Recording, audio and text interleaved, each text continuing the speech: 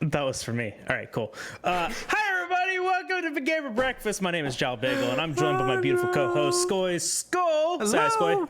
Hi. There he is. Look at him. Look at that precious boy. And we are joined by our super amazing, lovely, beautiful, perfect guest, Sarah Robin, one of my favorite human beings on the internet. Look at her. For context, I'm sick, Jal's drunk, and Sarah mentioned that. I had 4 peach bellinis at brunch today because I'm celebrating my birthday. Make me feel bad about that. I'm celebrating my birthday. I had 4 peach bellinis.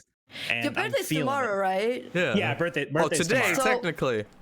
I thought it was yesterday, Happy and I birthday. told you happy birthday yesterday. Yeah, well, which I was celebrating online brings a lot of horrible luck. Oh shit! Are you serious? Yeah, I was like, it's Monday. I was like, no. Oh no! Okay, I just broke all the. What happened? Italian curse.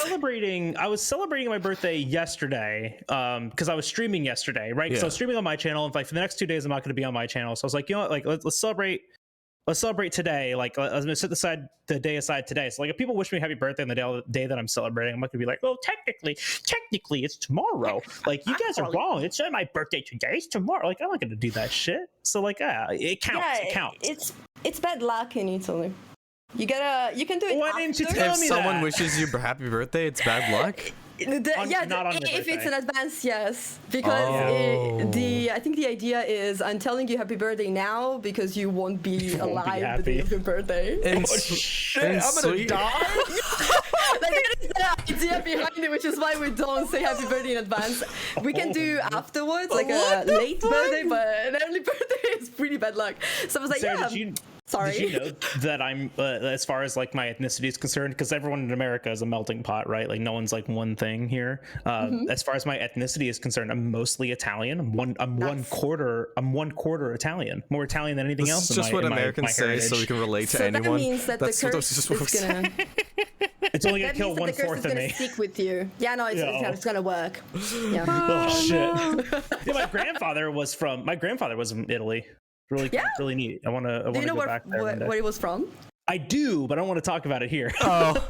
Okay, yeah, fair. It's like a whole thing. But I plan on going there one day. I think it'd be really cool. Yeah, it's like a whole thing with like, from what I've heard from other people, like from that are not in America, they mention that it's just like, why are Americans always saying that they're part this and part that and never say that they're American? Because we don't want to be. Are you kidding me? We'd rather be anything else. That's why I'm getting my Swedish citizenship, so I don't have to do it. Yeah, right? When you are European and you see this, it's actually super weird because sometimes you guys don't realize the difference. So I will have people coming in my chat and be like, oh, I'm Italian too. I'm like, oh wow, where are you from? And they're like, Chicago. Baltimore. Yeah. And I would be like, but were you born here? No, my grandma is from Italy. Like, they just don't want to be from America. Yeah, don't want to be American. Even you're American. I don't want to say them. I think it's like a cultural flaw of Americans, right? Because like all through our early education, that's like a big thing. Like when we're learning about like other places, like in early education and primary education, it's like where do you think you're from? Because I remember I was in like 4th grade, like primary education, that I asked my mom like, where's our heritage? Like where are we from? But like I think I was intelligent enough. Oh god, excuse me, that Bellini's coming back. I was intelligent enough to understand that I am American, but my heritage is elsewhere. But like a lot of, stupider children didn't quite get that. And they were like, oh, I'm Italian. I'm Italian and Polish and Slovakian. And it's like, no, you're not, kid. You're American and your family was from there. Figure it out. And like that's fine. I always thought that was like really cool. It's like, oh yeah, like I'm like a part German, Russian, Slovakian, Polish, Italian. I mean, you got things all over the place. I think it's really cool. I guess it's cool. Like for example, I know that some of my DNA is probably from Turkey, I think, or some like Middle Eastern parts. But cool. I have no. Like I would never go around and be like, oh, I'm Turkish. I'm Turkish. I have no idea what it's like. So I'm like, it's definitely an American like social paradigm to be like, like, this is my heritage, because like the American melting pot has always been like this ideology that's been pushed on us like as children, like the world's a melting pot, and like immigration's a really big part of our culture. Like, we're literally a country founded on immigration, you know. Like, that's just what it is. And if you aren't comfortable with that, you need to just read a book again or something, I don't know. But like, that's just what it is. And so it was a really big thing, like, growing up, to like understand like where you came from. It's like culturally, like in America, culturally, like, I am these things was like, it's actually like a cultural thing, like now that I'm like really thinking about it. But I guess it's cool though to know. But having the understanding that like, no, I'm not Italian, like I know I'm not Italian, I'm American as fuck. But like, there's a huge difference, like when I speak to Italians, my humor is going to be different, like we joke about absolutely. Like, it's a cultural different thing. I think we talked about this before on the podcast. Wow, this has almost been a year. I relate to people from different people from different places. You know what we forgot to do? It's almost been a year. What? It has almost been a year. But you know what we definitely forgot to do was introducing our guests. Before just jumping directly into just ranting about bullshit. Sarah's a most on a variety caster here on whoa! I went to Twitch shout out mode. You got a stroke. I went to Twitch shout out mode. Yeah, dude. You're not streaming right now. I know lights are on and like, you're recording and stuff, but you're not streaming right now. Welcome your faces. Just zooms in suddenly. Yeah. Oh my god. But no. Sarah is a Monster Hunter Variety caster. She live streams a lot on Twitch, and she is an Italian and just amazing human being, and just She also has an amazing redeem on her stream called Kezu Noise. Oh yeah. I like that you say Kezu Noise and not Kezu Moist. Oh, it's called Kezu Moist. It's called Kezu Moist. It's what?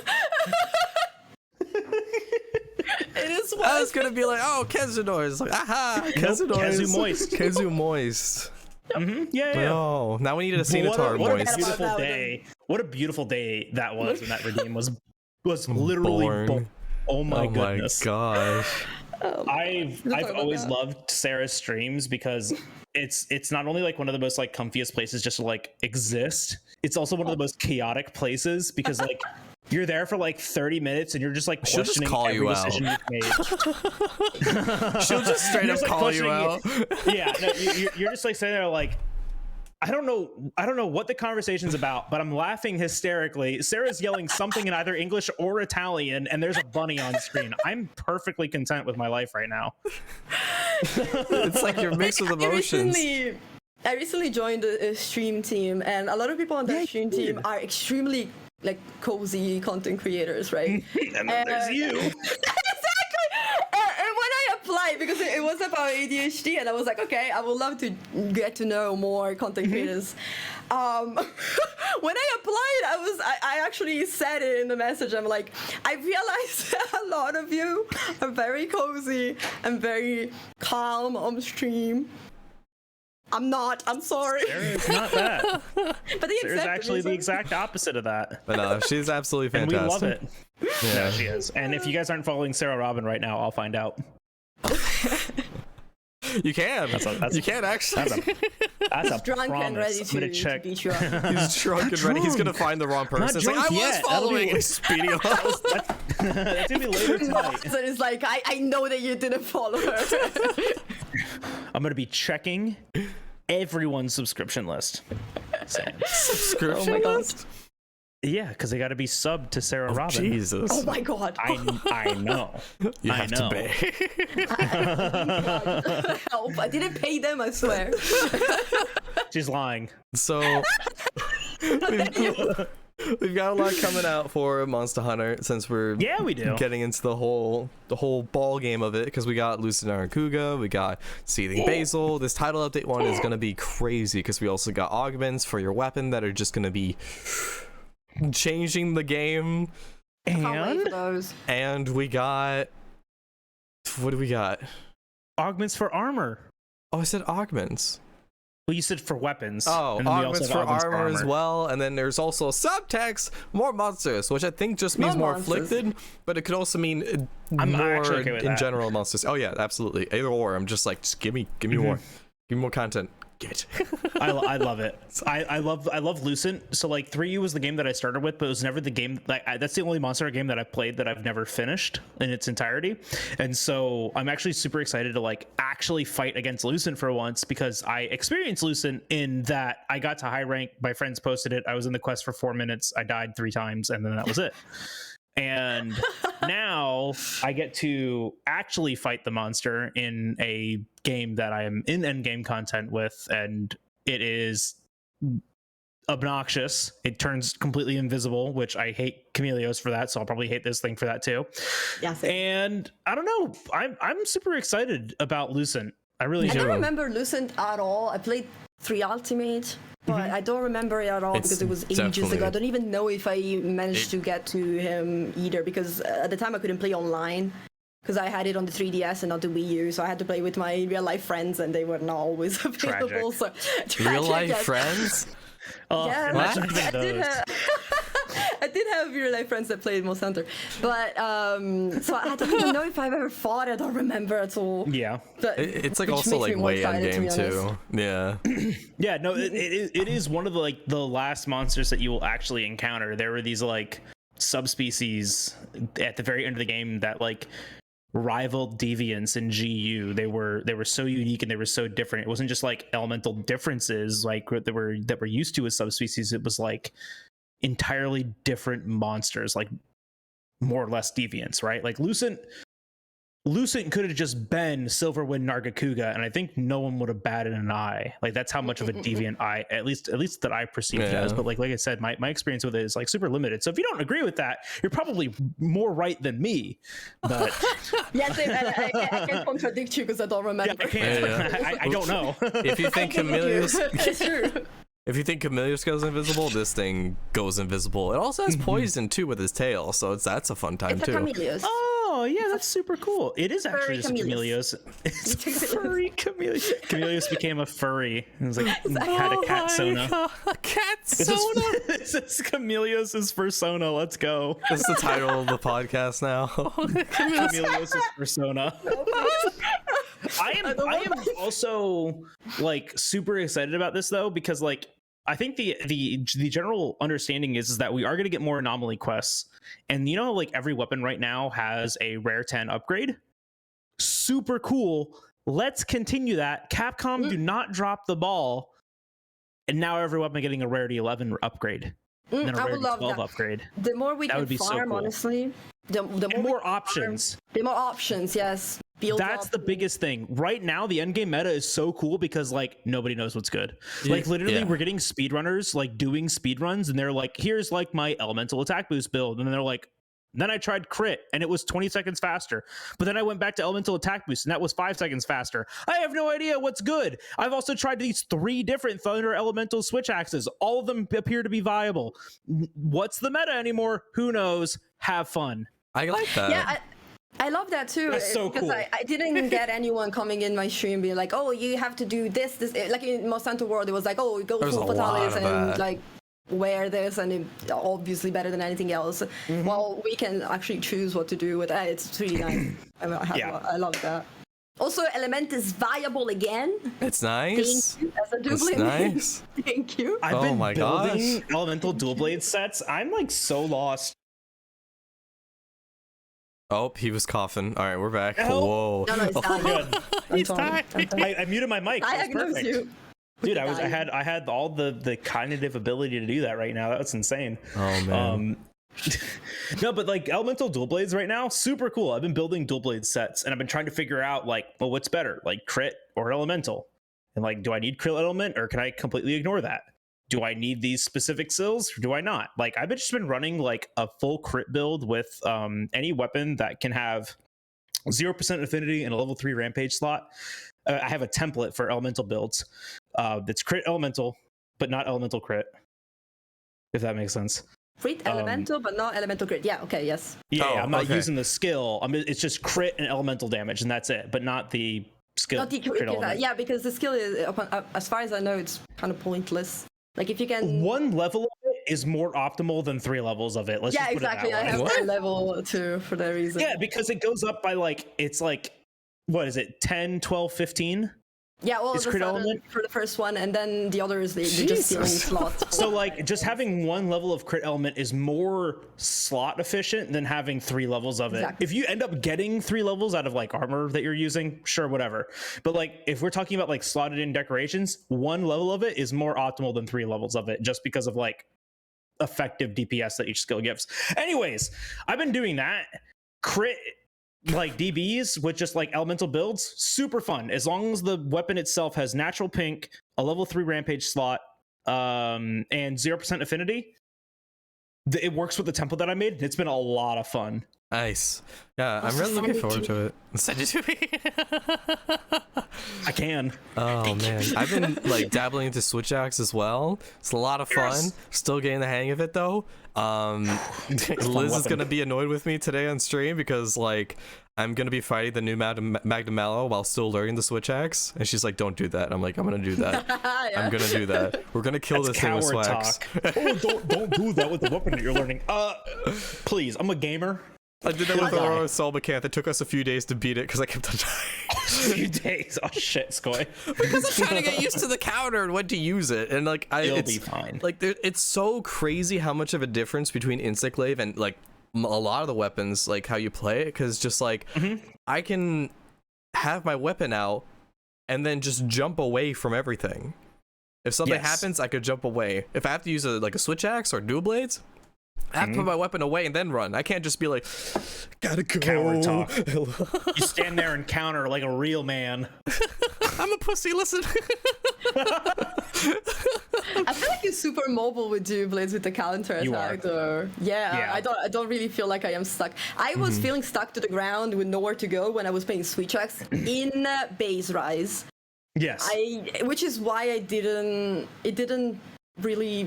like it as much as I liked it in World, because it felt very grounded, especially compared to dual blades. I could definitely see the grounded part of it because like Yeah. with switch X and Rise, you feel like you're stuck. You're like, you're here, Yes. counter.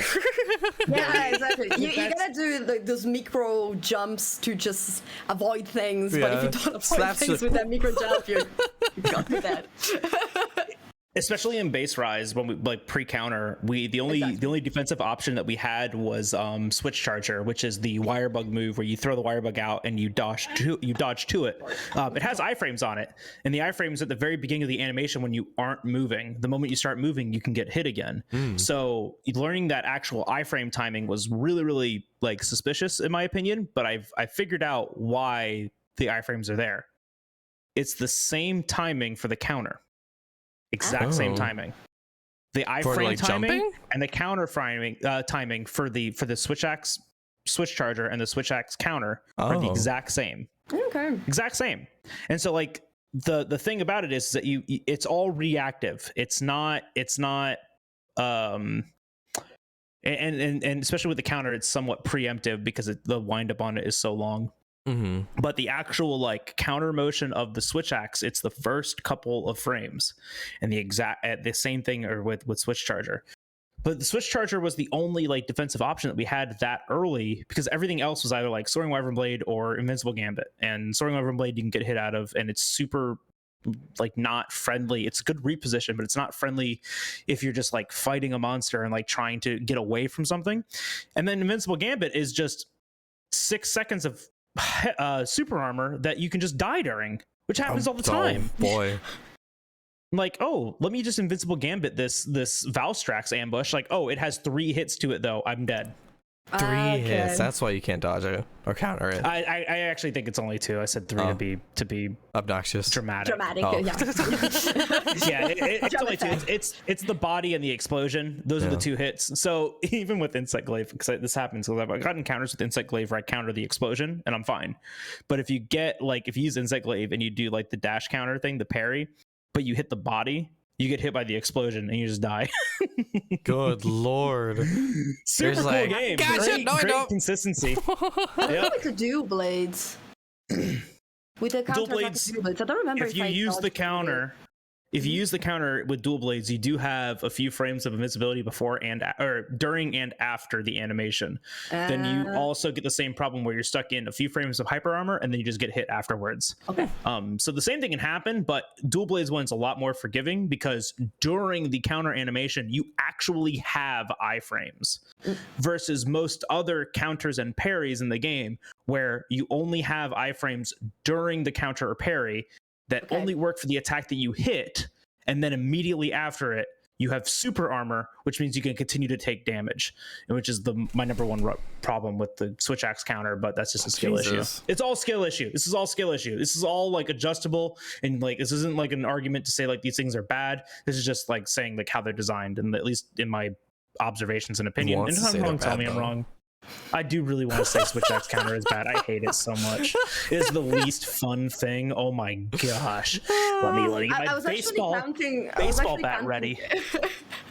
I was actually counting on it a lot because I was wondering if with a counter attack I would have loved switch axe a bit more. Then I heard Bagel saying that it sucks, and I was like, okay, cool.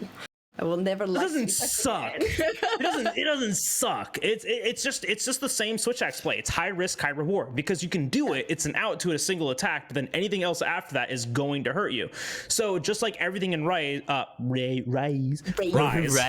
and just like everything in Rise and everything in Sunbreak, it's not the end all be all. We have a lot of resources, but those resources are only good in certain circumstances. I'm fucking stupid. So I use those resources for every situation and then complain when they don't work. That's Sarah. That's like, yep, he's stupid. No, I absolutely do the same with dual blades. With dual blades, I have my attack, and like no matter if the monster is like this small or absolutely enormous, I will always jump in the air and do the diving on him. It doesn't matter. I will always do it. And 3 times out of 10, when I'm fighting a small, fast monster, I'm gonna get destroyed. Constantly over and over. Like whenever you use the counter whenever you start using the counter for switch axe, it's always just like you have to have a little leeway in the beginning. You can't just like get right into it. So like whenever it's like whenever there's like an opportunity, I'm just like, okay, I'm just gonna do it. Gonna do it, and I get knocked out. All right, so and you do it anyway because also the one time that it actually works feels so good that reinforces. Oh my god! It's gambling. The sound it makes. So like you know in gambling where it's like a slot machine, there's a psychological algorithm that determines how often you win in a slot machine. Genshin, in any gambling, there's a psychological algorithm that determines the ratio in which you should be winning to keep people staying there so they keep spending money. You're being played. Switch axe counter is the exact same thing. It works like 6% of the time, but when it does, it's fucking great. And you do it like 4 times in a row, and you're like, I'm on top of the world. This is amazing. I'm gonna keep doing this. And then the next time you go for it, you fucking die. And you're like, this is awful. I hate this game, and this weapon's trash. I'm uninstalling. Reinstalling again. Oh man. But that's just like Rise and Sunbreak, right? Like you have so many resources, you need to identify what resources are good for what situation. Because like even just the base thing that in like World we determined as the end all be all, aka riser iframes, right? Like when you're standing up from the ground, those iframes immune everything. And if you time them right, you can just avoid Nergigante dive bomb. It's amazing, right? In Rise and Sunbreak, you can't do that stuff, and a lot of us are stuck in this like learning curve of like having to teach ourselves, hey, riser iframes don't work all the time, wire fall doesn't work all the time, counters and iframes and all these resources that we have don't work all the time, so we need to think smarter, hunt smarter, and react in the appropriate way, the way that they intended us to. I'm still gonna spam that wirefall button. Oh, absolutely! And you're gonna spam it. You're gonna get hit by All Mother Narwa's Dragonator. You're gonna bitch and moan about it, no matter what. It does not matter. It's a symptom of life. I'm gonna get hit by the ring that is, coming at me. I'm gonna get hit, and then I'm gonna wirefall directly into it. Yep. In the same. Gonna wirefall backwards into it. Right into it. The number of times that I've done that, and I'm like, my small fucking pea brain cannot comprehend the fact that I wirefell back into the attack. It's like same ring. I was like, all right, I'm alive. I'm gonna wirefall. I'm gonna go back into action. Your body is like so prepared. You're in this mental state. You're like, I'm gonna go in. Boom, gets attacked. The same attack. Wirefall, goes backwards. So like, wait. No, wait, I'm gonna get hit by it again. And then you do, and then you die. And then, like, you know, someone in your lobby posts, like, skillish, and you're like, absolutely correct. You are right. You are right. Oh, my goodness. Besides dual blades and switch axe, wait, hold on. So was your thing more important or more engaging than what I was gonna ask? That just sounds rude. Go on. Well, no, because I was just gonna ask, what other weapons have you been using? Like, that sounds like I'm gonna be rude. You go. I was just gonna ask what other weapons you were using, because we talked about dual blades, we talked about switch axe. I wasn't sure if you have tried anything else yet. No. Okay, since I played Sunbreak, no, because oh my god, you're trying to get a build set up. They're so fun in Sunbreak. I can't believe it. Yeah. You're drilling the monster. Sorry. Drilling the monster, yes! You can drill the monster. The drill is real good. I was like, wait, did I say that right? When I get that right, when I get it feels really good. On Gosarag arms. I don't know why hitting Gosarag arms feels so good. When I get it, I see everything chip off, and you're like, yes. That's the sound. But anyway, so I didn't try the new weapons. I didn't try Hammer and Hunting Horn, not the two weapons that I played in base price. Okay. I love both of them, but I didn't try the new version of them. I heard that Hammer is a bit more like dynamic than it was in base Sunbreak. It was just spamming the same move over and over. Yeah, there's actually like 3 main play styles for it now too, which is super cool. Because Elemental is viable. Elemental is viable, I heard, yes, but you gotta play only one style that I heard. You play the old Valor style, which is I think called I don't know if it's called Courage. Yeah, so like the GU Generations Ultimate style of hammer for Valor style. The way that the combo progressed in that game, they've just added that to Sunbreak. I don't remember what the name of the stance style is. I think it's Courage. I want to say it's Courage. I could be wrong. It was something like that I heard. But every single time you charge through a combo. So there's like charge combo 1, and then you pull it back up and you charge again. That's combo 2. And you pull it up again, you charge combo 3. And all of that is really good because every single time that you chain it together, it charges faster and faster. So you can get to your full charge by the 3rd combo, and then do like crater impact or crater or spinning impact, whatever that one's called. Something like that. That's so the cool. play styles. The weapon literally has 3 viable play styles, and all 3 play styles are a lot of fun. And the camera's been super enjoyable. I've been playing it a lot. Are you talking recently. about for hammer? Yeah. Hammer. Yeah. Nice. When it comes to this, it's a very similar game to G Ultimate now because there's a lot of styles that are viable. It's not like just one. There's so much like quest for everything. Yeah. I like it. And what do you want to say? I'm actually gonna go back to Hammer now that I think about it because the last thing that I did on stream is finding the mantle that I needed to find the hammer that I wanted to do. There you go. So I'm gonna play Hammer like the next stream, I think. I want to play it. Well, sometimes those mantles can be a bitch. Like I've been lucky with every other thing, but the moment that I want something, the game's just like, nah. No. You don't need it. Yeah.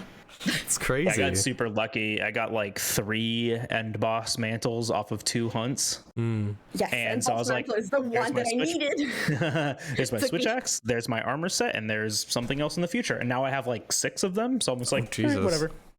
Oh yeah. I found one at the 3rd hunt, and I bragged about it for like centuries, and then it took me another 20 to find another one.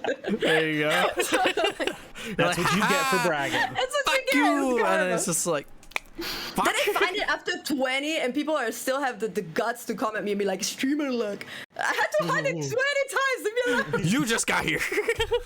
I just got here. Exactly. I was here the entire time. We've been doing this for 4 streams.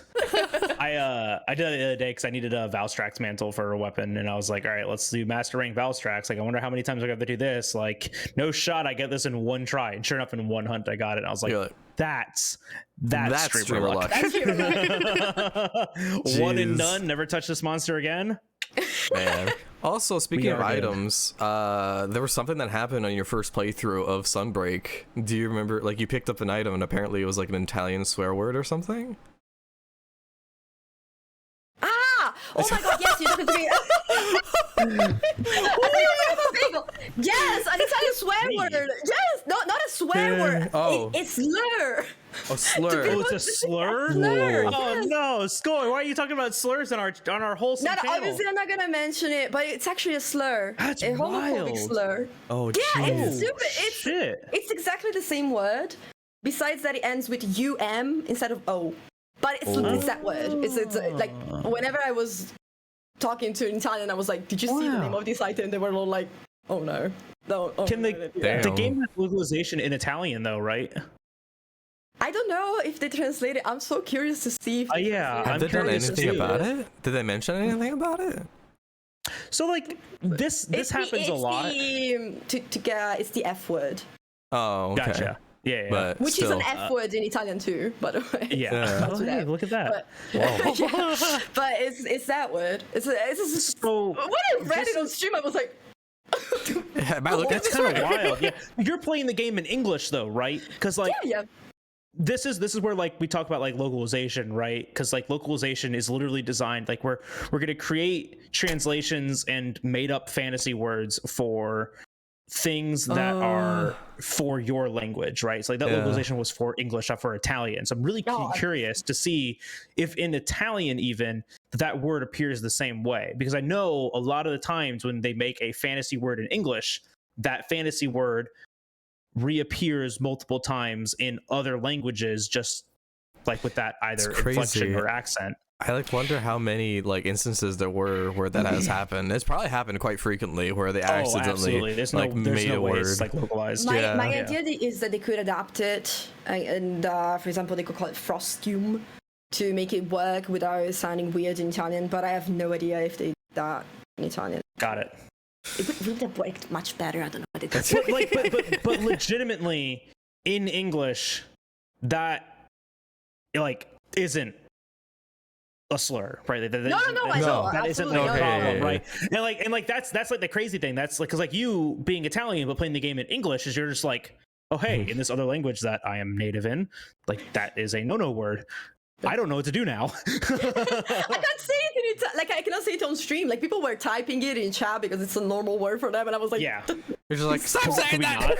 That's super interesting. Oh my gosh. I mean, I guess that's like a cultural and like a community thing though. Like I guess you have to like set that precedent within your community to make people understand that like this is a word that's not acceptable here because there is a mixture between both the English community and the Italian community, and the Italian community is not okay with this word. Nope.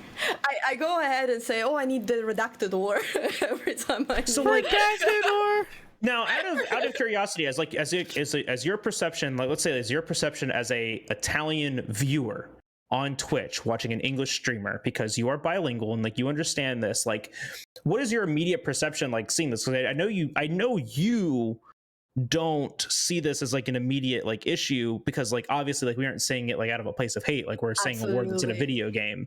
Absolutely. But does that still make you uncomfortable just hearing it? No, I think it's just a matter of saying it that I feel weird saying it. Yeah, right. So it's fine. Gotcha. It depends on how you say it too. If you're wondering if you can see it, yes, you can. Besides, in English, it gets pronounced a little different, obviously. So Gotcha. it's not I just didn't want to present this and then the English audience feel like they're going to be offending the Italian audience, not knowing what this word is. I have also to add that it's not a slur word that could ever be used against me, so I guess you should ask an Italian gay man whether of not hearing that word is, problematic for them. It was never used against me. So you're just speaking from your perspective, Yeah. and I think we I'm we sure all that many people would see that it's not an issue to say it because it's glacium plus frost. Okay, like we all get it. That is that what it's supposed to be. Yeah.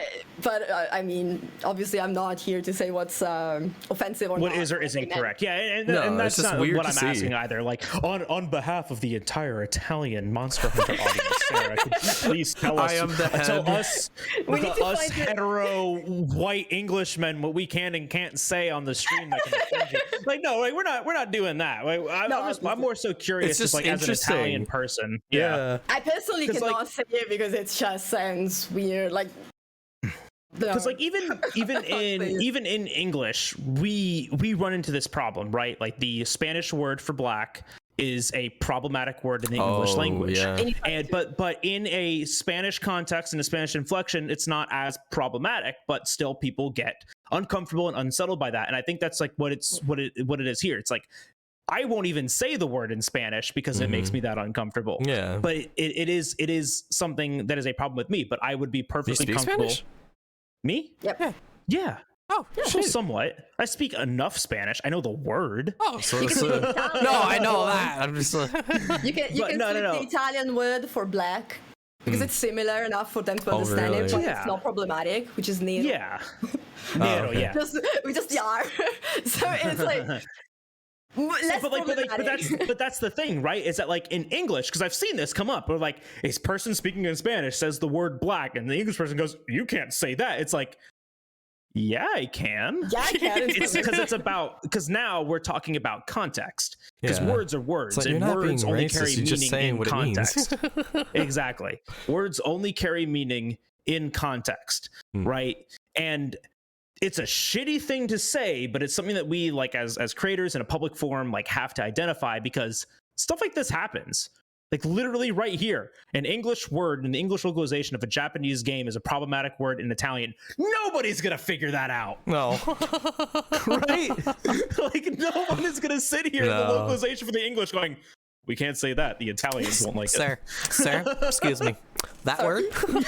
Although I keep thinking about the one that had to translate the game in Italian.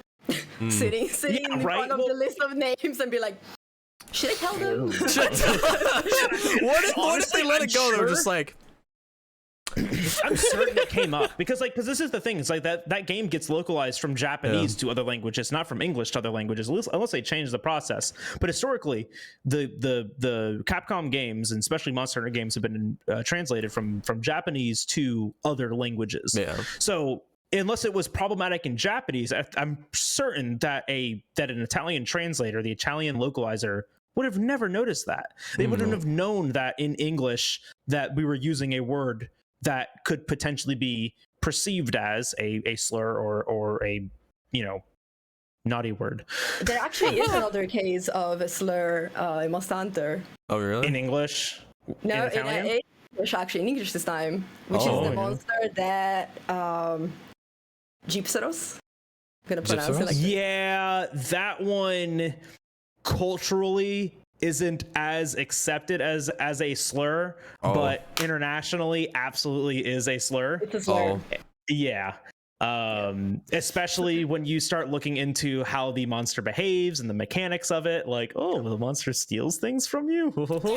we got clever. Yeah, no, yes, Gypseros, absolutely. And even I've in the context of the name of the monster. It is a slur in the sense that it is a play on words for the word gypsy. And the cultural connotation of gypsies in modern and historical societies, which are predominantly, swindlers and thieves, which is playing on the fact that Gypseros, when it attacks you with its tongue, will steal an item. Yep. It is a very deep dive, but it is not so far removed from just the concept of the word Gypseros and then the actual slur and the group of people that it's referring to. And that comes down to a very early problem in early Japanese culture, which is they didn't give a shit. Exactly. So things got pushed, and now they're canon. And we as individuals can identify that it's problematic, but we in the context are not making it problematic. I think that's the point that I'm trying to make, is that don't start wars over the fact that words in other languages are slurs. It's all about context. Yeah, absolutely. I did not when I pointed it out, I didn't absolutely wanted to start a war. But but you were uncomfortable. You were literally uncomfortable saying it. You literally can't even bring yourself to saying it. Guys, I can't say this material name. Like I literally can't say this. No. It's like the most redacted word possible. That's crazy. It is. It's actually one of the worst. When he my chat there were people like, oh, but you can pronounce the C a little bit more in the English way, but it still sounds like that to me. Like, no, just don't say it.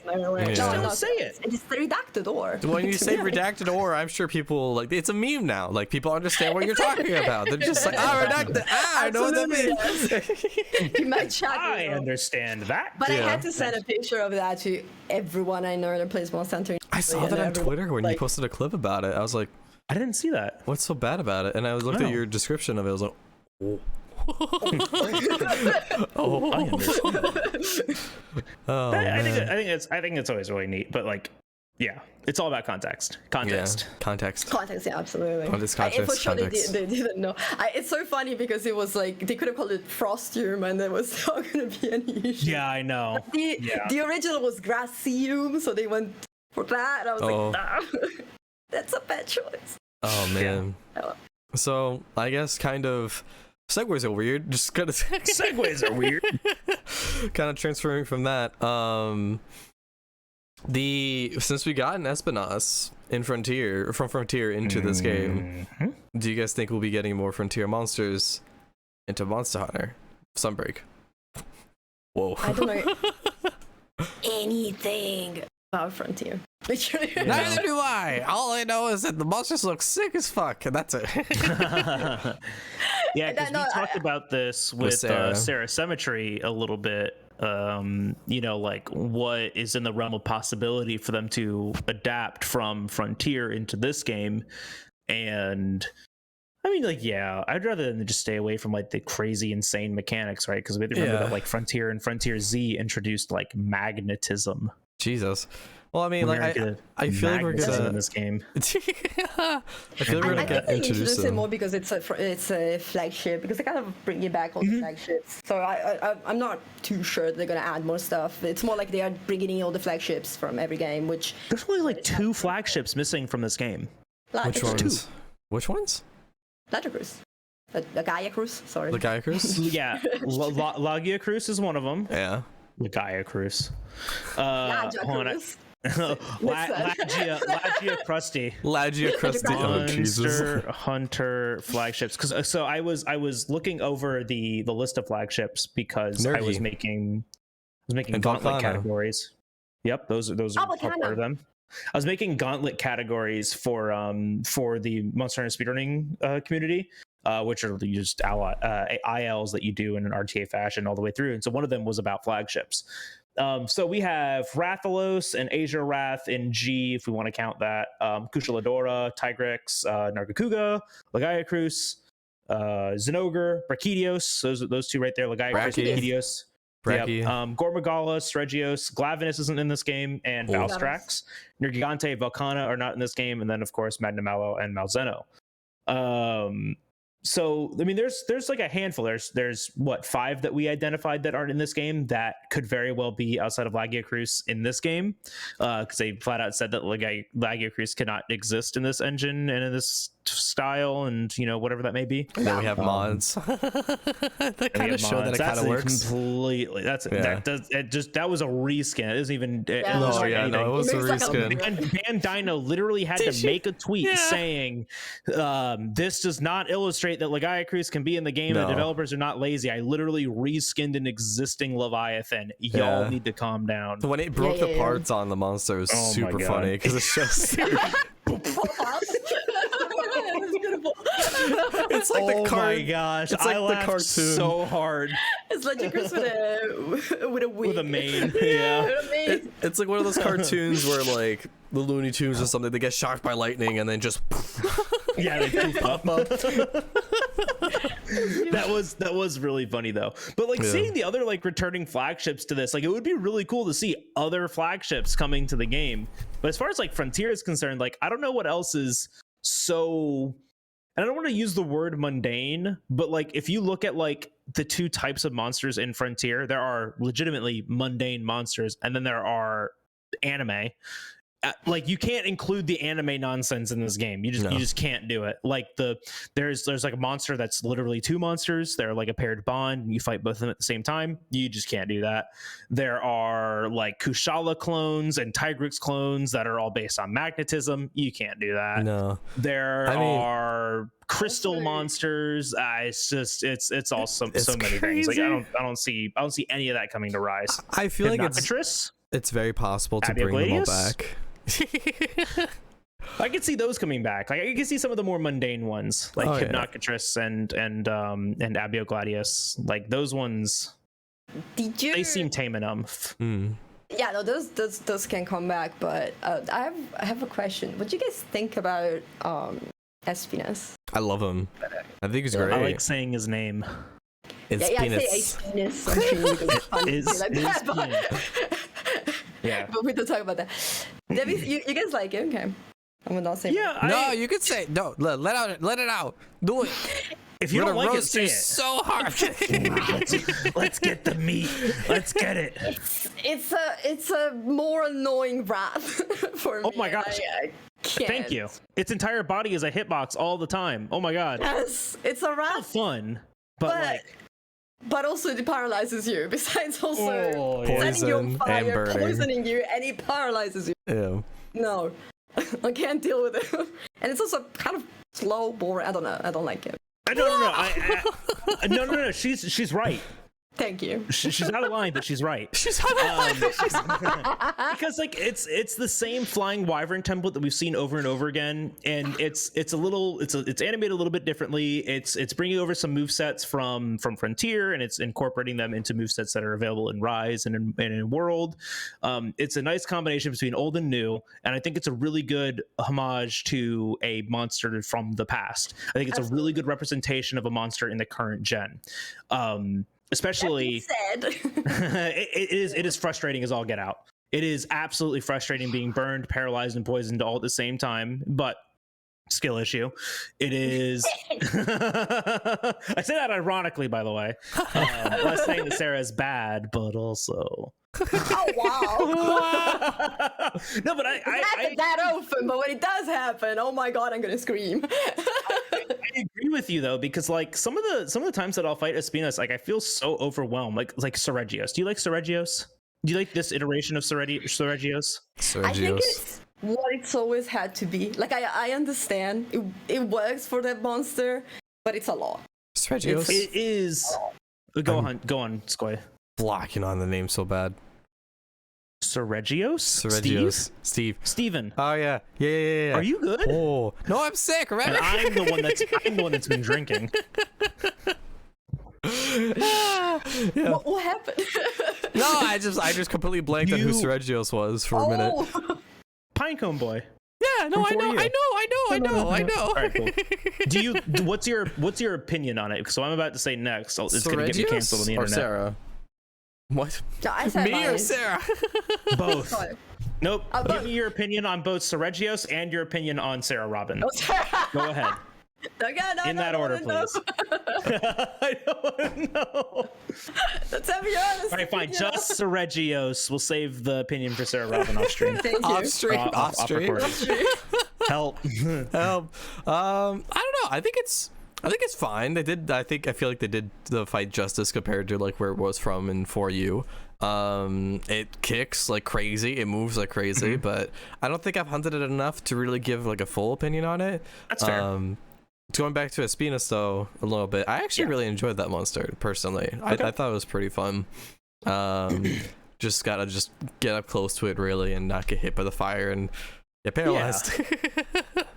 I did notice that too, that when you play inside of the monster's hitbox, it's a lot safer than playing away from the monster. Yeah, and it has like a huge move window where it's just like when it starts lifting up, you're like, okay, he's gonna whip, so you gotta get out of there. Yeah.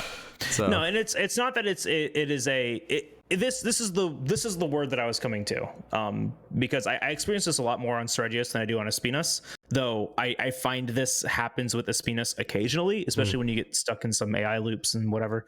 That's another problem about Sunbreak. But Seregios especially, I get overwhelmed so much. The monster doesn't stop moving. I cannot keep track of where it's located. I can't keep up with it with the tools that are given to me in the game. I feel like I'm always playing at a detriment. I feel like it attacks nonstop.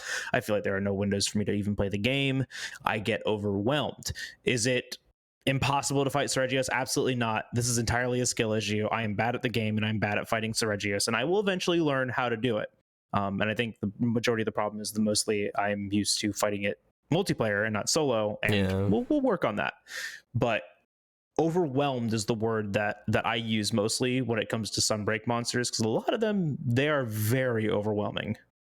I think it's a matter also of expectations, because you're a speedrunner. So what you want to get to that point where you kind of can predict whatever he's going to do, and you have everything under control at all times, you know. I don't have that expectation because I never have everything under control. And that is very fair. Unless I fought him way too much, like I did in World, where obviously Fatalis and Alatran. Oh my goodness. Where I just can no life the monsters that we're gonna do on like out of memory. But what else were you gonna do for the entire year of 2019 and half of 2020? Exactly. So that being said, I can see how it is over. Try to understand exactly what's going on at every second while you're fighting just because it's hectic. But I also believe that that's where that monster should be. Like, for someone that is the speedrunner, I can understand that's super frustrating. But for someone that is not, I kind of like how a lot he is. Like it's everywhere. It's like a mosquito just disappearing, reappearing behind you when you least expect it. And I find it fun, to be honest. I find it very fun, especially when paired up with the fact that I play dual blades, which are very mobile and very dynamic. So it kind of feels like a dance in the air. So I kind of like it. That being said, I understand not having everything under control must be a lot with that monster. Like I cannot see it being like in a speed run and having to be like, okay, I have to do every move perfectly, otherwise I'm gonna lose time. Against a monster like that, I cannot. Can't see. No, but that's a very fair, like, because I think it's a really good rendition of Seregios. Exactly. In no way am I saying the fight is designed poorly, or I hate the monster and I don't want to use Sunbreak anymore and I won't ever fight you again. And if you post in my lobby, I'm gonna ban you. Like, no, I'm not saying that. But if you post Fatalis in one of my world lobbies, I'm gonna ban you. Or Sophie. Or Sophie. But you know, you're absolutely correct. I think it's a good portrayal of the monster, because I think overwhelmed is the exact word that I would use in For You as well for it. Like, or I guess in I'm For You, because it was overwhelming in that game too. It was For You. I'm looking at it right now. That's why I double checked. Seregios was pretty wild For You, especially when it's what's it called? The weapons were For You. Yeah, I don't remember. There's a different version of Seregios, Gormagala, Frenzied. Or is it Apex? No, it's just Frenzied. Apexes. No, Apex. Frenzied was when they were dark purple and they were being affected by the frenzy. Then Apex is when they overcame the frenzy and became an augmented and enhanced version of themselves, and they had to start using Y stones to fight them. And Y stones are the worst fucking possible mechanic ever introduced in a video game, because if you didn't use the fucking Y stone, it was just as bad as tenderizing in World, because you did like a third of the damage to them. And Y stones were a time-based recovery whetstone that you had to use, and you had a minute with them, and then after that minute you were done stuck fucking doing goddamn nothing to the monster while it ran around and shot down your throat while you were waiting for the Y stone to come back. Great game, by the way. Y stone back, and you try to fight it again, and For You is the best video game that ever existed, except for Y I was about to tell you. Nonetheless, it's the best out there, and still will be. Best one. Especially as you were I will say For You. God, as you were explaining the old Apex thing, it's just the nostalgia hit me. I was like, how well designed was that game? Oh my god! I would be so happy if even they just ported or remastered the game, because if they did any of that, I would. Could you imagine the money that would print? It would. I don't think they've realized how much money that would, because they're not doing it. World sold 18 million copies in 2.5 years. Yeah. For You remastered could sell 10 million in a year easily. Let's bring back the nostalgia. Just between you and me buying 500,000 each. Yep. Exactly. iGame, like if it got ported or whatever, I don't even mind. Like it would be amazing. I would like absolutely like relive all of that. Seeing those cutscenes and like widescreen instead of like the oh my gosh. A friend of mine recently replayed Dalamador for the first time on stream. No, actually, she played Dalamador for the first time. Yeah. And I was so happy to watch someone experience that for the first time because I kind of felt like reliving it myself. Yeah. And I think oh it's my god, massive. that fight is so good. So good. So good. So good. Gog Mazios? Especially Gog Gog? as well. oh Gog my is- god. Yeah. He So always good. has a sad face. Like besides it being like a weirdly like boring siege like Lao was, at least it did shit.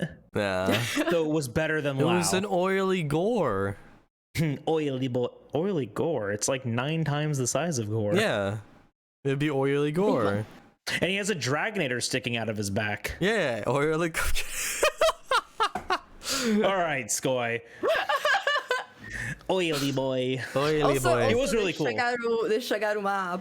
How beautiful was it? Honestly, I have to Oh, say. the sanctuary? Yeah. That yeah, map. I love how they made Shagaru in Rise. Oh yeah. But the fact that it was in a regular map instead of his map, like it was we in didn't For get back Ultimate. Boulder. No. Yeah. Yeah, Dwayne. Dwayne. Dwayne the Boulder. Dwayne the Rock Johnson. The Yeah. Boulder. Saved me many a times Oh, yeah. from Shagaru anything. It's a I stand tragedy behind whenever Dwayne it and I breaks. sharpen. Ooh. Yeah. Yeah, It's always and a tragedy. I kind of miss that. Like I still have the, picture of Shagaru just in the sky in front of the sanctuary. That was 'Cause so beautiful. another thing I didn't Very, mention. very cool. I miss that. Oh yeah. I feel like it's a little, I don't know, underwhelming when you see it in a regular map for some reason. But Still a Shagaru as great a whole, fight. yes. Yeah. But they did that with all the Elder Dragons. They made all the Elder Yeah. Dragons feel underwhelming. They Yeah. just shit out a ton of damage and become overwhelming creatures, and that's about all they do. Besides that, I mean, they're supposed to be lore-wise these elemental, unstoppable forces of nature. Why wouldn't we make these cinematic and incredible and crazy? But I have a feeling that's coming with them adding the Forlorn Arena.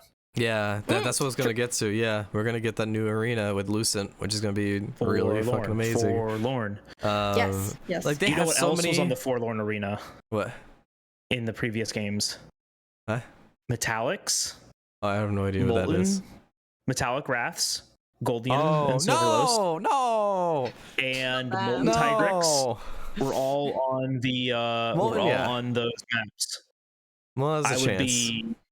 I would not be surprised if we saw the Metallic Wraths and Molten Tigrex with this I title miss update as them. well. An argument I kind of agree with is that I would probably rather see like a lot more newer monsters, like totally new, because we've been getting so many reoccurring ones where it's just like Gore, Shigaru, da da da. I don't mind frontier monsters because like I feel like 90%. Those are new to most people. Like 99% of people, they never experienced Gore- Frontier. Frontier monsters are new monsters. But even Gore Shagaru for me were like refreshing to see. Yeah. But it's just Rathalos I hunted I think the a difference. million times. I know that it's always gonna come back, but it's like, oh my god. He's And the same goes Pikachu for of Monster every Hunter. Varia, Tigrex, He is. Nagakuga, thousands of times. So it's Think about it this way. No. Think about the overwhelming majority of the Monster Hunter community nowadays that are playing Rise and Sunbreak that started with World. Those people never experienced 3U, 4U, and before, and Gen U, right? So Apex monsters felt like new, refreshing kind of fights. Seeing returning monsters are brand new monsters to the majority of these people. I feel like we're going to be in a cycle of title updates for at least the remainder of Sunbreak, where we're going to be seeing a lot of returning monsters and a lot less new monsters, because they've put the effort into making these things, and not a large part of the community get to experience them. So let's put them in front of the community so they can experience them finally. Yeah, I think that's really important, just to create, new hype for new players. I think it's like the same reason why we kind of want all the Pokemon in Pokemon games, and why like new Pokemon are cool, but It's recurring nostalgic. Pokemon are also cool, because like the person that's playing Rise for the first time, like Rise is their first Monster Hunter game, and you want just new monsters, but like we also kind of want them to experience like some of the older stuff too. I'm not saying that you just want new monsters. Like I'm in the same boat. I want new stuff too. I think new stuff is cool, and I want to see what they can come up with because all of the Rise monsters are bangers. Yeah, they've been I like. want to see in my case, I want to see reoccurring monsters, all of the games that I've already played, but they are kind of the refreshing designs. The issue is that to bring in a refreshing design, they have to make animations and skeletons, and it's a lot of work, so we're never going to get Zamtius is what I'm saying. I would love to see Zamtius again, thank you very much.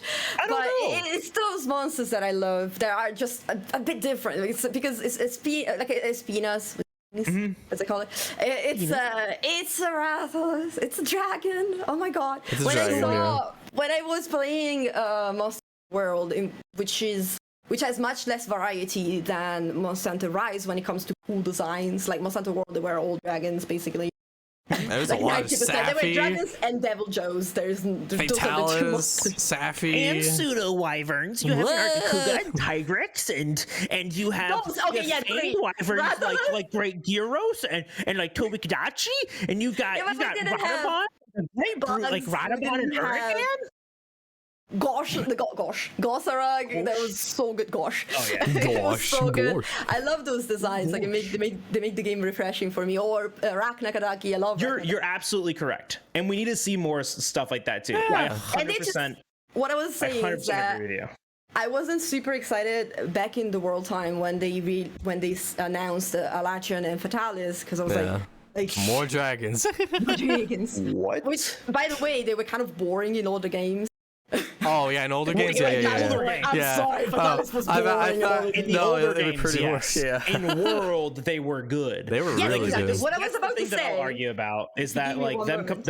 Oh yeah, go ahead. I'm sorry. They refreshed them, and they when they released them, I was completely mind blown, and I fought them for 1 year straight. So I absolutely love them. Absolutely correct. But what I was saying is that I value the designs a lot. Offended. Like, for me, the design are very important. Like they add variety, the gimmicks. Correct. I don't know. I like them, and they make me. I think there's a lot of designs in all the games that should be seen at some point. That I think it's so beautiful. Like Brachydios is very unique in World or Iceborne. Yeah. Like I feel like Brachydios is very unique in Iceborne. For example, I would have that back, even though I hated fighting him in World. I would have that back. Bracky sucks. He's unique. He moves completely different. I love his design. I hate the fights a ton. Too. Yeah, he moves different. He moves like he's moving against fucking physics. Oh, let me wave dash sideways. The fuck? He can do that. Let me just leave my snot on the ground that's gonna explode at. Whenever. You're just jealous that you can't leave snot that explodes on the ground. That's why. You're right. That's just why give I'm upset someone about like a mucus-filled tissue. You're like, wait, it didn't work. Yeah, I'm gonna sneeze into a tissue and then light like a firecracker and put inside of it. Like, here you go, Skoy. And like, oh, thanks. What's this? Awful. Oh. No, I'm just gonna throw it away because it won't explode by the time it gets. Also, I want to know your prediction. What is the special Mizu that we're gonna get in update number 2? It's gonna be green. It's gonna have slime. It's gonna actually have a roar that when it roars, if you hear it, you instantly explode. It's not gonna have bubble blight anymore. It's gonna be a combination between bubble blight and slime blight. So if it's got a green bubble, but if you hit the green bubble that you think, because it was health, it's actually gonna give you slime instead. Capcom, do not take notes. Do not take notes. It's gonna be called Mucus King Mizuzune, and it's gonna murder everyone, and no one's gonna like it except for like 4 people on the internet, and they're gonna be in love with it. Exactly. Yes. No. It's green. It's green.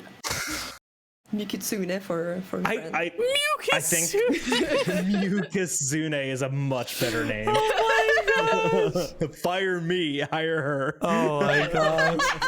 But I definitely feel like with like going back to like the whole Frontier Monsters, it's like I feel like it can definitely be done because like 90% of the community has never played those against those things, and that'd be good. Seeing like a fresh, like I guess, pretty new designs and new like monsters, like a scorpion type monster. We have freaking like a crab that has like he wants it. freaking boulders for hands, and you're just like, what the fuck am I looking at? So we want Atalka will freaking blow people's mind. yeah, We don't need Autoka. there was like Autoka's a 3-stage fight with 3 different health gates in it, and one of them is a really boring mech there's a fight. theory with Oh, a and I Tokal. want one. Okay, let's hear it, Skoj. There's a really cool theory with the Tokal that it's like mimicking the structure of the monster that's like becoming is like mimicking another monster. So like what if Correct. it just like mimics like different monsters that you have faced before, like whenever it transforms. So it's like it transforms, cool. it's just a big ass Rathalos that we all or it's like That just makes Atalka worse. You made a new monster that mimics old monsters? you get what I'm saying though. Like imagine like you Yes, seeing yes, it transform in like a Nurgy and like a Sunbreak, you're like, wait a minute, that's a Nurgy No. clone, and to just like see it dive bomb at you. Oh, that'd be sick. That's never I don't gonna happen, know. but I love the No, idea. but that'd be really cool. Just transforms into different monsters. Imagine they make the animation for Nergi, but they don't bring Nergi. That's what I'm saying. I mean, Imagine. they You did that worked with the so crap hard. monsters. What if it only mimicked monsters that weren't in Rise? The Glavenus, they just That'd be really funny. or Gammoth that everyone wants to come back. What if it, Bring what if it back mimicked- Gamma. What if Yeah. it mimicked Legaia Cruz? That'd be insane. Like everyone's sitting in their seats just like What the fuck? And then the cat, that's like Capcom's middle did the finger. Legaia Cruz thing. It's literally Where is it? Capcom's middle finger. They're just like, fuck you. Nah, I would like I like how you put it though, Sarah. Like like bringing back new monsters, but giving them a refreshing like design. New But like I taste. really liked what you said was gimmick. Gimmicks can be Gimmick. good things. Gimmicks can be absolutely good things. Ragdakadaki's gimmick, though, I think is not designed correctly, as far as like values and numbers are concerned. I think is such a cool gimmick. Oh, you break its legs, and so it changes forms and it fights differently. Yes, I love that. Give us more things like that. Goss Harag's gimmick, I went Great. enraged, and now my hands are covered in ice. I am more aggressive, but I am also more vulnerable to damage. Very good gimmick. When you break Yeah. those, they falls. I Anjanath don't in think- Rise. Hot Mouth is what I call it. I've been calling that since World. But when Nom he nom. enrages in Rise, he still keeps Hot Mouth. And if you do enough damage to the mouth, he just falls over. More monsters need that stuff. Instead, agree. we have very lazy enraged gimmicks where it's a time-based thing or a topple-based thing. And like these are still topple-based, but at least they're a lot more obvious into what zone you're gonna have to hit. Yeah. And I really, really like that. I love those kinds of gimmicks where it makes me think about how I want to fight, especially now when most every single weapon can access identical tools.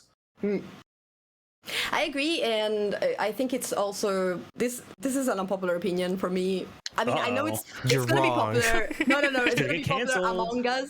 No, it's gonna be popular among us. I'm gonna bet, but Sus. the internet is gonna be unpopular, which is the gimmicks are actually what made both Fatalis and Elatrian good, especially, for example, the all Elatrian elemental thing. I think it was super fun and Yes.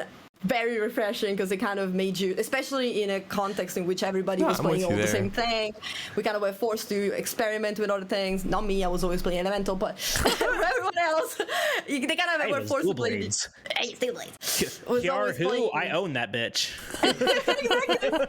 Which was so She's funny mine. because when Elatron came out, I was like, oh, dude, it's gonna be terrible because he flies everywhere. I'm not gonna be able to fight him.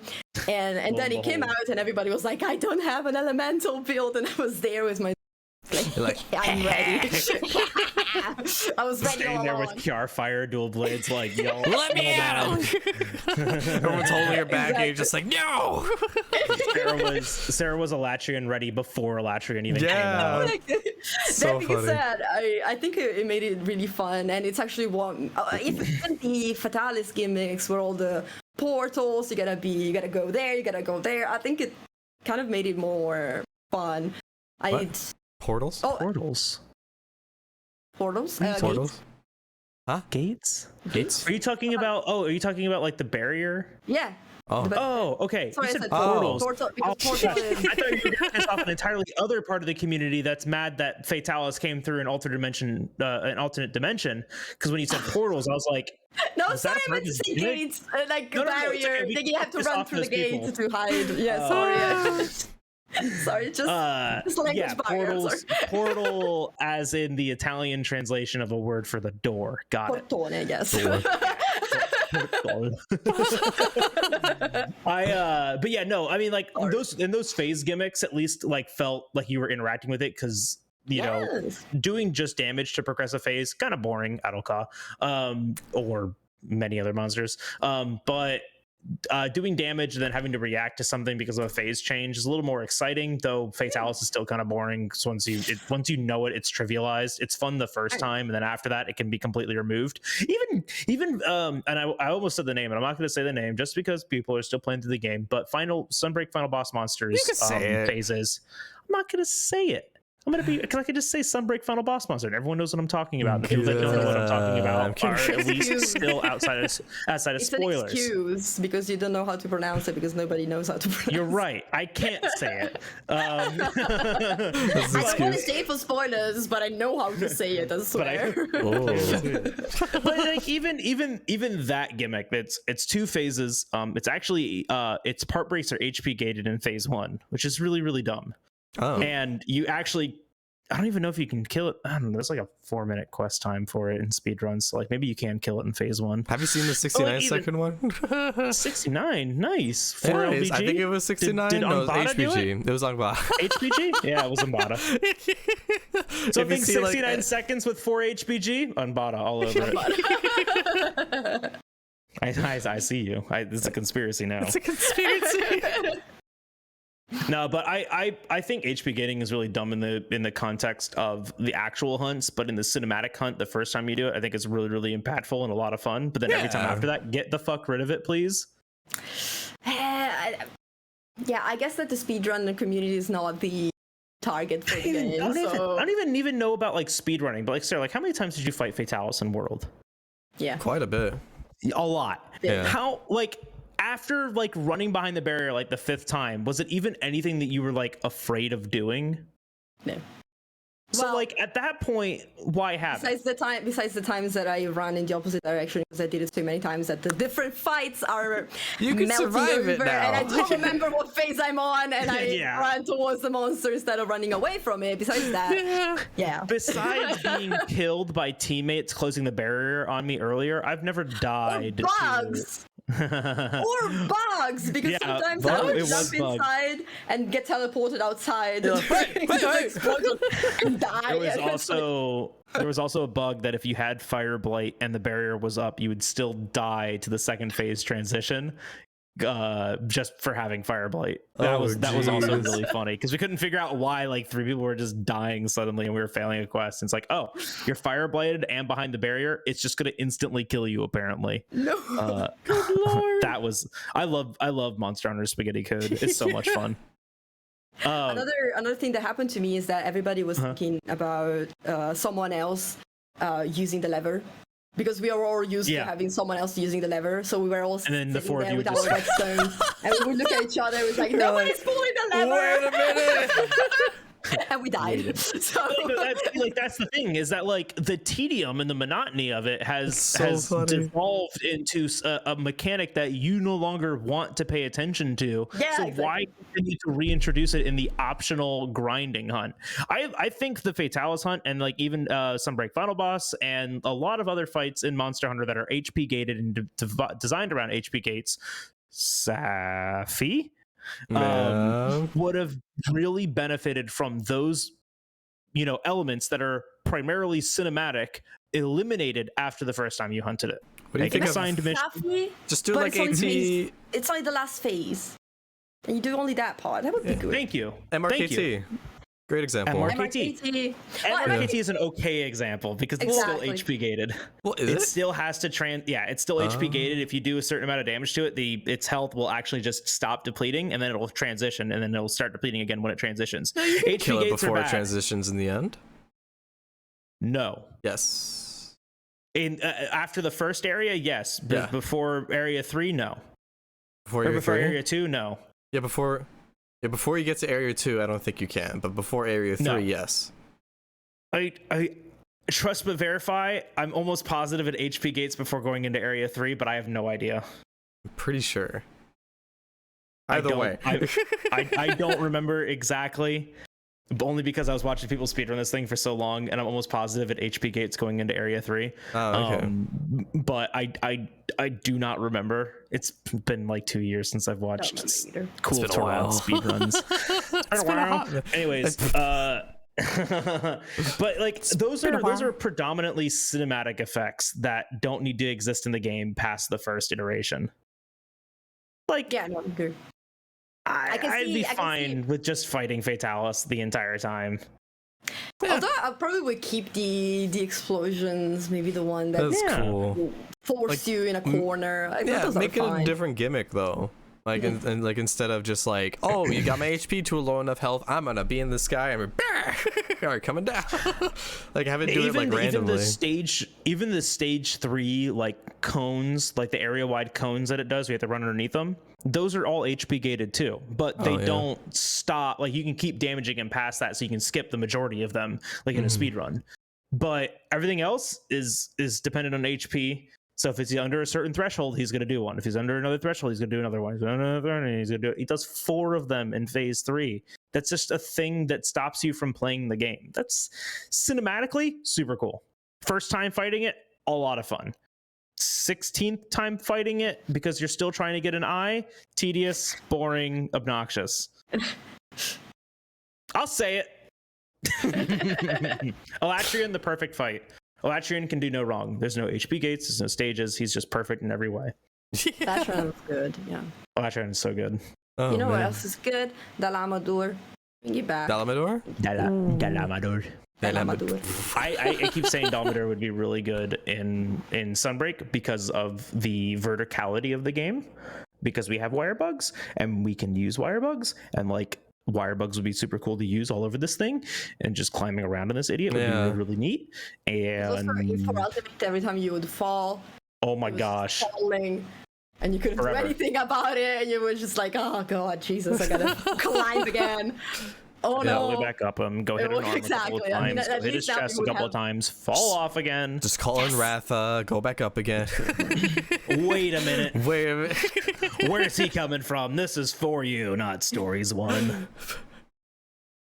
But also, sorry, I need to. This is something you said like 2 hours ago, but I need to say it. You said that 3 Ultimate is the only game of Monster Hunter that you have never finished. Correct. You played one yesterday. Okay, that one. Yeah.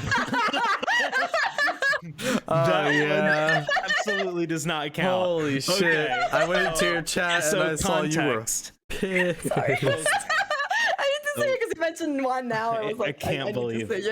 I can't believe you do this. I've been absolutely destroyed. Okay, so I have to say, context. honestly, I don't even know how you got I'm there. never touching it again. No, don't do it. No, Don't do that to you yourself. make me not want to touch it. Like Sarah, like almost I hope convinced I me. make a lot of people not want to play it because oh my god! All right, so No. context. Yesterday, I attempted a blind playthrough or a blind speed run, in quotation speed run, a blind playthrough of Monster Hunter 1, the critically acclaimed fan favorite Monster Hunter original game to be released on the PlayStation 2 in 2004. Oh my god! Outside of just the nostalgia of the game is incredibly nostalgic, super pretty for a PS2 game, a lot of fun. Like I never sat there and thought like what like the graphics of this game like look actually like terrible and like oh, it's unplayable. I never thought that.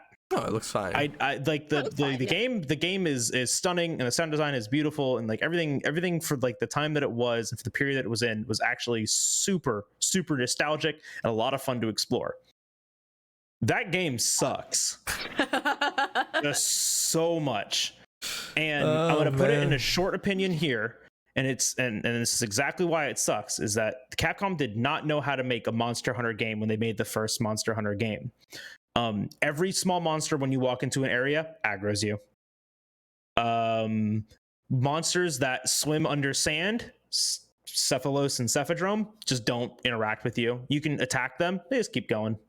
Oh you my can hit them, gosh. they just keep going. You throw a sonic bomb, they fall out of the ground, they stand up really quick, they get back into the ground, they keep going. It's like, Oh no. play the game, man. There's a quest where you have to hunt 10 Bullfango, and the area that the Bullfango spawn in, 1, they spawn indefinitely, and 2, it spawns 5 of them. Awful. Oh my god. If you think they're bad in Jeez. Rise, just think about getting hit, and then in your animation for standing up, which you can't control in this game, but you do have iframes during, you're standing up, and then by the time you finish standing up, there's already a Bullfango charging on top of you that just hits you again. My first cart to Cuckoo was it hitting me once directly into a wall, and then it just charging into the wall 4 times, and then I died. Oh my god. It was super cool. I didn't even get mad. I want to applaud myself. I'm patting my own back here because I kept a really good mentality through this entire thing. I had a really good mindset. I was having a lot of fun, even though the game is frustrating as all hell. Even through all this dumb stuff, because I was progressing. And then I got to Cephadrome. Yeah. And Cephadrome is this really cool thing where it's just never on the map. It's just underground somewhere.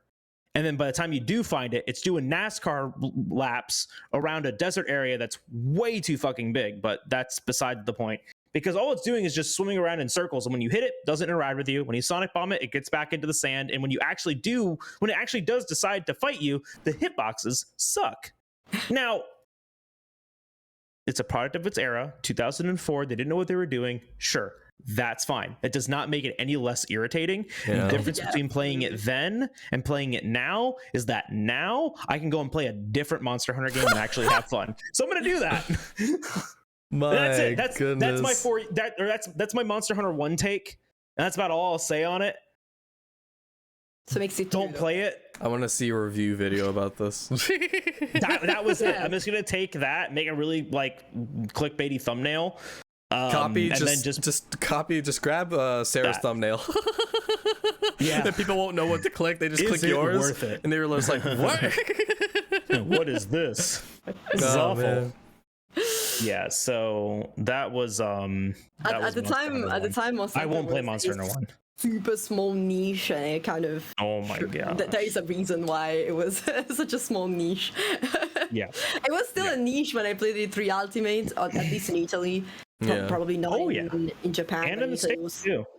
It was still a niche, but I mean, it was 100 times more enjoyable than that. I am way a try hard in games, and I enjoyed 3 Ultimate. Did you ever play Monster Hunter 1? Have you played it? No. Yeah, no. You I have never. Okay. No, and I never played even Freedom Unite because I didn't have a PSP at the time. Yeah, I don't blame you. Didn't go back to it now, but probably won't. But apparently, Portable Third is a really good Monster Hunter game. It's Generation 3 Monster Hunter, so if you played 3, it's gonna look familiar. It's like similar quests. It's all low rank and high rank. And what's the difference with 3 Ultimate? Because as far as I know, G rank. G rank is a new locale. Yeah, 3. So from P third to 3 and 3U. 3 takes place in Moga Village, but P third takes place somewhere else. But they're more or less the same game. And then 3U from P third it takes place in Moga Village, and in Port Tanzania, and then also adds G rank. That's my rudimentary understanding of that, and I know someone is going to want to correct me on that, and that is perfectly fine. So if I played 3 Ultimate, I still have something more to add. So if I played 3 Third, I have no idea. Yeah, that's the thing. I thought that 3 Ultimate was like the ultimate version of the 3rd generation, so I kind of played everything. It is to see. If you played 3 Ultimate like from beginning to end to completion, I think you've gotten everything out of 3rd generation Monster Hunter, and I think you're good. I never finished 3 Ultimate. Yeah, I got to high rank. Yeah, I got to high rank and then I stopped playing. And so I've considered going back and playing P third. I've considered going back and playing 3U all the way to G rank. Yeah. Not that, but a little bit of G rank I played for sure because I was playing with friends. I think both of those things are incredibly tedious and way outside of my wheelhouse of availability, and so I probably won't do them because the games now just do not cater to people that have about 4 hours a day to play video games. Really less. It took me 12 hours to get a Bracky gem. Yeah, I mean, it took me 4 hours just to fight the first large monster in Monster Hunter 1 last night. I played for 7.5 hours and I fought 3 large monsters. Oh my god, Jesus. No, I'm good. Yeah. It happened goodness. to me in 3 Ultimate. I remember this horrible quest that was just G rank. I was alone. G rank, Crimson, how do you call it? Kurupeko, Crimson Kurupeko. Yeah. So Crimson Kurupeko had this habit of calling Devil Joe constantly, and you couldn't restock. So basically, after I finished all of the down bombs, because 2 down bombs weren't working, like it was not going away. That fucking Devil Joe was staying in the map, so I had to use like 5 every time. So I had none anymore. And I had to deal with this Kurupeko that was like buffing, like getting the buffs, because he does that when you're not looking at him. He starts dancing and he gets the buff, and you start bouncing on him. So even fighting him was pain. And it went on for, I swear, like 40 minutes, and I hated every single moment of that fight. And it was a stupid Crimson Kurupeko. It's like the easiest monster, but Crimson Kurupeko. I lost my mind. And I still love Kurupeko, and I wish they bring him back. But oh my god, that's a monster I wouldn't mind seeing again. Terrible. It was bad. Especially now that you can restock the down bombs, so you don't have to. Oh yeah, it'd be so Find more nice. out in the wild. I wouldn't mind it back right now. I think it'd be fine. No, it was fine. It was Yeah. fine. Also, he had the gimmick of buffing himself, which was, I think, really fun and cool. Oh, Yeah. Yeah, very, very, very neat. we had a good place.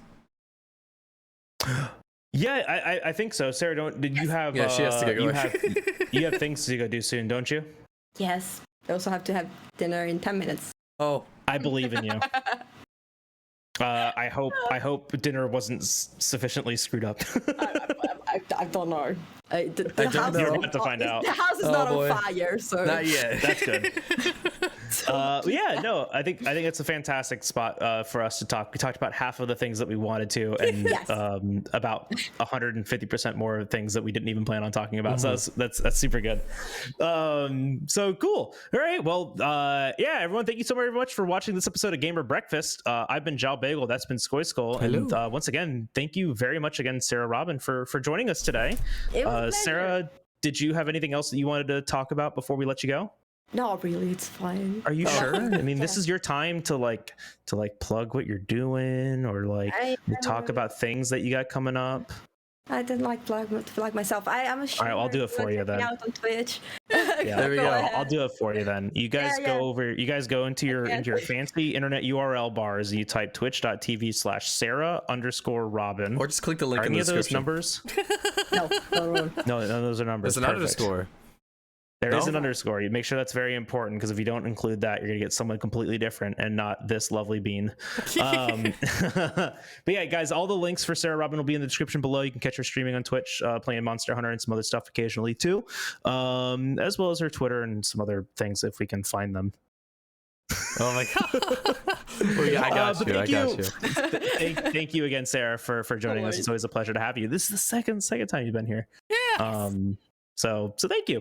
Thank you for inviting All me. right. I had fun. I think that's it. Put us in your mouth. Damn it. Yeah. All right, we're good. We good. Yeah, I guess if that's how you want to end it. If that's how you want to end things.